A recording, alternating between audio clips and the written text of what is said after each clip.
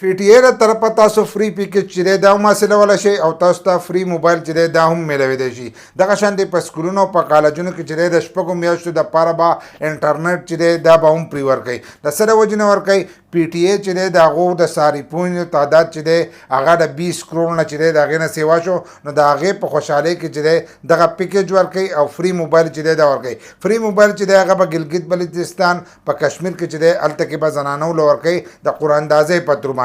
دغه شانتې فیکج چې دی هغه په ټول ملک ورکړی کېږي که ستاسو سره هر یو سیمې اکه ټلناري که زونګې که هر یو سیمې، نو په هغې باندې تاسو دغه فری پیکج چې دی دا حاصلولی شئ. د هغې لپاره تاسو په خپل موبایل کې به سټار میلاو کوئ، 2 دوګانې چې دی هغه به میلاو کوئ، 2 صفرونه چې دی دا به میلاو کوئ او شاته به پسې هغه انترپای ووایي هیچ چې دی هغه به پسې ووایي او هغه به ډایل کوي. چې څنګه یې ډایل کړو نو تاسو ته به 200 منټ چې دی دا به میلاو شي او 2 جی بي انټرنیټ چې دی دا به تاسو ته میلاو شي.